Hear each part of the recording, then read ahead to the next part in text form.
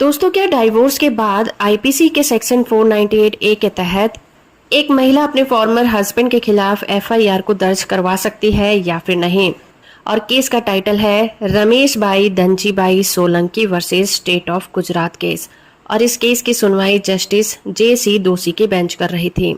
दोस्तों, हाल ही में Gujarat high court ने अपना अहम फैसला सुनाते हुए कहा कि एक महिला तलाक के बाद इंडियन पीनल कोड सेक्शन 498 ए के तहत क्रुएल्टी का आरोप लगाकर कंप्लेंट को दर्ज कर सकती है, लेकिन शर्त ये ही होगी कि शिकायत सिर्फ उन बातों के लिए और उन घटनाओं के लिए ही हो सकती है जो तलाक से पहले यानी कि मैरिड लाइफ में हुई होंगी। जस्टिस जितेंद्र दोषी ने कहा कि आईपीसी के सेक्शन 498 ए जो पति और उसके रिलेटिव्स को डिफाइन करती है, ये सेक्शन बताता है कि कंप्लेंट करने के लिए वो व्यक्ति पति होना चाहिए या फिर पति के रिश्तेदार का दर्जा उसे प्राप्त होना चाहिए। इस सेक्शन में फॉर्मर स्पाउस या फिर उसका रिलेटिव शामिल नहीं होते, यानी कि डाइवोर्स के बाद वो व्यक्ति पति नहीं रह जाता।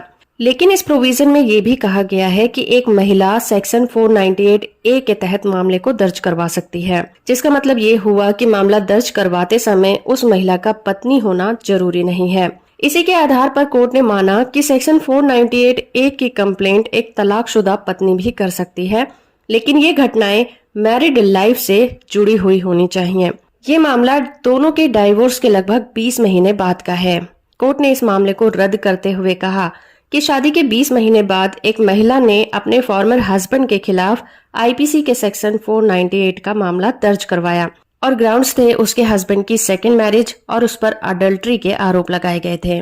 कोर्ट ने यह भी देखा कि महिला ने शादी के दौरान क्रुएल्टी या फिर उत्पीड़न जैसी बातों का जिक्र नहीं किया था। आरोप भी बहुत नॉर्मल नेचर के थे और ऐसा लग रहा था कि कंप्लेंट सिर्फ तलाक देने की वजह से ही पति पर लगाए गए थे। ये मामला सिर्फ ये दिखाता था कि वो महिला सिर्फ उस व्यक्ति से बदला लेना चाहती थी। कोर्ट ने इस मामले को रद्द करते हुए कहा कि एक बार डाइवोर्स की डिग्री हो जाने के बाद दोनों हस्बैंड वाइफ नहीं रह जाते, और साथ ही ये भी कहा कि इस तरह के मामलों में अगर कंप्लेंट दर्ज भी होती है तो केवल उन बातों के लिए होनी चाहिए जो कि शादी के दौरान हुई हों। वीडियो इन्फॉर्मेटिव है तो आप इसे लाइक, शेयर और चैनल को सब्सक्राइब करना भी बिल्कुल मत भूलिएगा।